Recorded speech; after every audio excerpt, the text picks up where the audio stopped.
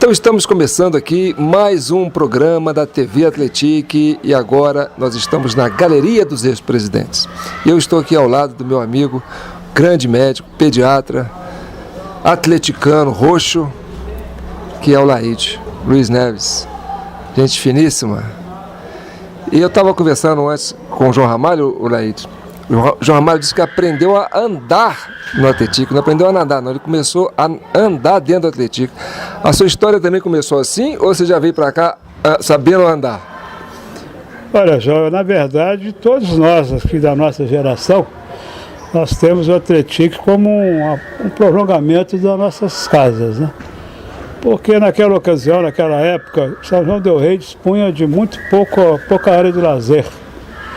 E as Águas Santas, que até hoje existe, e algumas piscinas particulares muito restritas, e o Atletique, que era o nosso verdadeiro parque, né, de diversões. Então aqui nós aprendemos a andar assim. Eu acho que o João aprendeu a engatinhar primeiro, né? Eu aprendi a andar e a nadar e a praticar os esportes da época. E você frequentava também os bailes, né? E os grandes bailes de carnavais, as festas que aconteciam dentro do próprio, né, da quadra coberta aqui, festa junina, né? E sempre teve esse movimento, né? O Atletique sempre fez parte da vida da gente, né? E o meu pai, como um atleticano ferrenho, minha mãe, apesar de irmã do Dr. Tancredo, também era atleticana, e depois eu vou te explicar o que acontecia na casa de minha avó, levava a gente para frequentar os bailes de carnaval, as matinês, na antiga sede ali da Avenida Tiradentes, de frente aos Sargentos, aquele prédio que existe até hoje. Eu lembro das matinês infantis ali naquele local. Lembro de ter tomado talvez o meu primeiro Guaraná Antártica ali naquele. E posteriormente, sim, a gente teve a oportunidade de frequentar os bailes de adulto e as festividades na praça, na nova sede social, enfim, em todas as dependências do clube. E aí o senhor chegou a ser presidente do clube, né? Isso foi na década de 80. Fala um pouco sobre a sua passagem como presidente, porque esse programa aqui, o interessante dele é que a gente está aqui registrando essa memória. Cada um atleticano que passou pela diretoria deixou o seu legado, né? Deixou a sua marca, deixou a sua contribuição. Às vezes teve que largar dos seus afazeres para dar, né, atenção para as demandas do clube. E você também foi um que contribuiu bastante, né, com a sua participação aqui. Também deve ter participado de diretorias, mas foi presidente na década de 80. Fala um pouco sobre o que você lembra do tempo que você presidiu o Atletique Clube. Ô, João, foi uma época muito profícua na minha vida, porque eu tinha recém-chegado a São João del Rei. Eu retornei para cá em 81 e nessa ocasião o Dr. Marco Antônio estava assumindo a presidência e me convidou para ser o vice-presidente social dele. Então nós já tínhamos um laço de amizade de longa data e eu pude conhecer o clube mais na área administrativa. Eu já o conhecia como ex-atleta, como participante das escolinhas de natação, de futebol de salão, basquete, mas como na administração do clube foi realmente na década de 80, no ano de 81, com o Dr. Marco Antônio. Em 83, ele terminou o mandato dele e me convidou para ser o seu substituto. Seria o candidato dele à presidência. E não houve nem disputa, porque a diretoria era muito coesa, era uma diretoria que já tinha elaborado um plano diretor para a praça de esporte, principalmente. Eu apenas dei a continuidade. E os tempos não eram fáceis, né? O clube lutava com dificuldade financeira e a gente tinha aqui um grande problema, que era a piscina. O Dr. Marco Antônio fez uma obra que eu acho que foi a obra fundamental para a praça, que foi a construção do poço artesiano. Nós não tínhamos água aqui na piscina. A gente usava a água que sobrava ali da caixa d'água do Bonfim, que na época era tanta água que tinha em São João del Rei que ela escoava pela rua durante a noite. E o meu tio Otávio, ele era prefeito na época, ele autorizou o Atletique a captar essa água para a piscina. mas até essa água era insuficiente. Então o doutor Marco Antônio e a equipe nossa, né, nós tivemos a felicidade de construir um poço artesiano que na época foi tido como um dos melhores de Minas Gerais. Nós temos água aqui já tem quase de 30 anos isso aí, nunca faltou água na praça. E feito o poço artesiano, faltava a segunda obra, que era escoar essa piscina rapidamente, porque você tinha água para entrar e para sair levava um mês para tirar essa água. Então nós resolvemos, eu e o Tonico Toga e as Águas Santas, saber como é que eles faziam aquilo lá, porque a gente queria fazer uma piscina de água corrente aqui no Atlético. Seria um fato inédito. Então eu lembro que nós fomos no sábado de manhã, fomos lá, conversamos com, na época era o Frigo, que era o diretor das águas, ele mostrou as plantas para a gente, nós trouxemos aqui, mostramos para os nossos engenheiros, né, da diretoria, e eles achavam que realmente era uma obra muito difícil de fazer por causa do tipo de terreno que é aqui do Segredo. Aqui, para quem não conhece, aqui é um terreno extremamente arenoso, era praticamente um pântano, mas mesmo assim nós tivemos a coragem de fazer. E era uma época de torneio de inverno, e o Vicente Toga era o meu vice-presidente financeiro, e ele era contra essa obra. Mas mesmo assim o doutor Taia, o doutor Marco Antônio e o senhor Tonico Toga foram a Belo Horizonte, compraram os canos de PVC, e 3 dias depois a obra estava começando a ser feita pelos irmãos Vianini, sem que o Vicente Toga soubesse da proeza. Ele quase que largou, chegou a largar o cargo dele, mas eu cheguei, implorei que ele continuasse, porque ele era o meu braço direito. Ele voltou atrás, a obra levou somente 6 meses para ser feita, tamanha dificuldade que era. E conseguimos fazer, inauguramos a obra na véspera de um baile do Havaí. Então, nos anos anteriores, a gente fazia o baile do Havaí. Para fazer o baile do Havaí, a gente fechava a piscina uma semana, porque você tinha que encher a piscina para o baile, usar a piscina para o baile, sujava a piscina durante o baile, e no dia seguinte, 9 horas da manhã, o associado queria nadar. Então, nesse ano que nós inauguramos, isso aconteceu exatamente o que a gente previa. 9 horas da manhã do domingo, acho que ou do sábado, eu não sei se o baile foi na sexta ou no sábado, mas 9 horas da manhã no dia seguinte a piscina estava limpinha, porque você escoava, ainda escova até hoje, em 1 hora e enche a piscina em 4 horas. Então foi uma maravilha. Foi a grande obra que eu fiz aqui na praça, além daquela secretaria que está até hoje, e o reservatório de água que não tinha.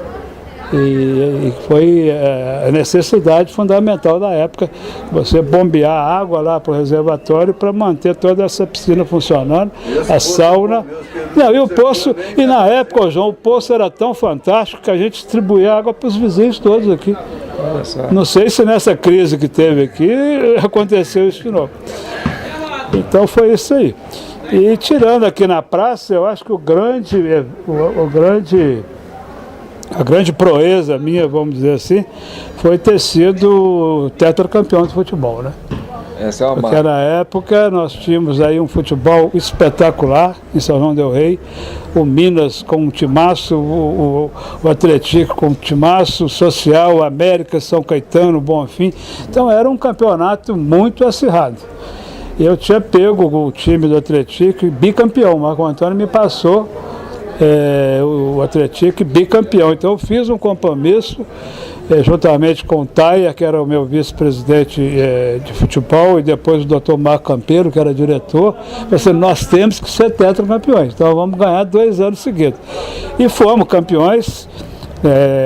O primeiro ano, em 83, nós fomos campeões contra o Bonfim. Em 84 fomos contra o Minas, no campo do Minas ganhamos de 3-1, foi o maior jogo da minha vida. Não tem Flamengo nem Cruzeiro que fale que eu sou os dois, flamenguista e cruzeirense, que eu tenho a coragem de dizer que foi um jogo melhor do que esse. Não tem não, foi um jogaço, quem é vivo lembra desse jogo.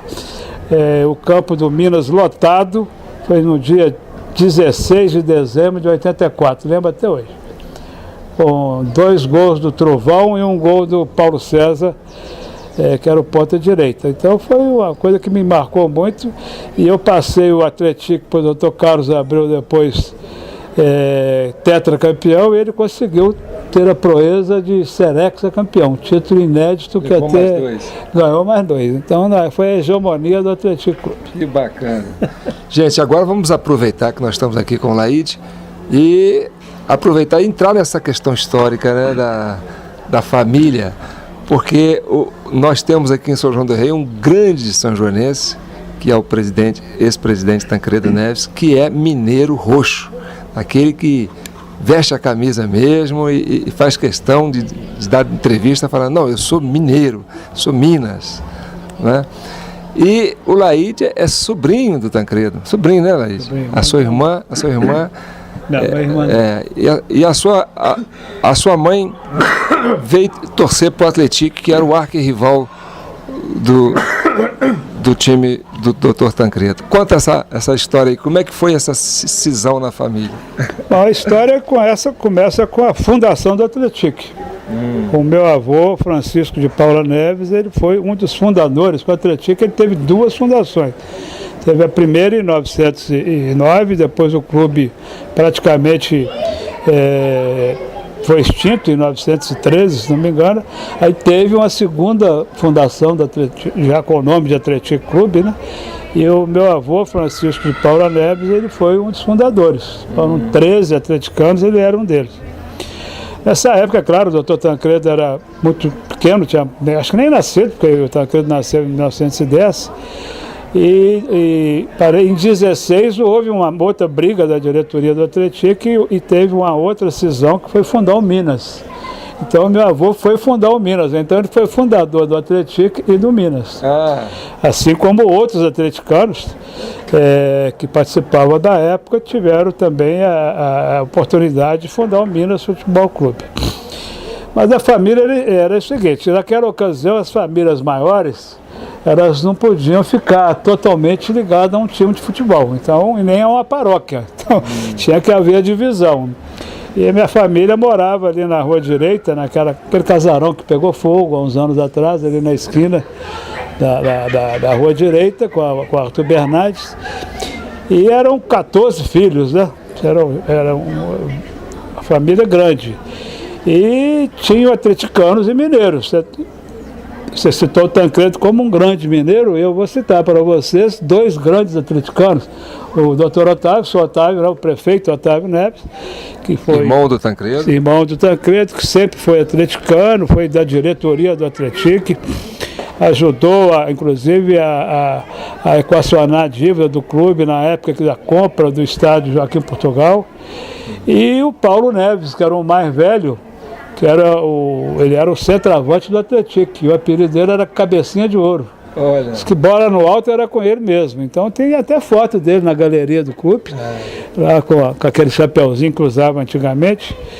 E o tio Paulo, ele era muito intempestivo, e teve uma vez que ele naquela ocasião, ele contratou um jogo com um time de Ribeirão Vermelho, sem a diretoria saber. Então chegou no domingo, aí chegou a jardineira com o time lá de Ribeirão Vermelho, e ele já tinha organizado o time do Atlético para jogar. Logicamente que houve o jogo e o Paulo foi repreendido pela diretoria do Atlético na ocasião. Mas não houve nenhuma expulsão do clube, não. Eles fizeram as advertências necessárias e ele voltou a participar. O Roberto Neves, que era o general Roberto, ele era mineiro doente. O Zé Neves era internacional, era um time que existia na época em São João del Rei, para fazer uma média com a família. O Chico Neves era mineiro, inclusive costumava apitar alguns jogos, e quando o time do Minas estava perdendo, ele furava a bola. Ou melhor, quando estava ganhando, ele furava a bola para o tempo passar mais rápido em benefício do Minas. E a minha mãe casou-se com um atleticano, né? O papai era farmacêutico aqui em São João, morreu muito jovem, morreu com 58 anos de idade. Ele participou também do conselho do Atlético várias vezes, participou do cinquentenário do clube, na parte social, e minha mãe, casada com ele, acabou virando atleticana também. E os filhos, como é que está aí as gerações que estão vindo aí? Ainda vibram com o clube? Ou é mais internet, mais academia?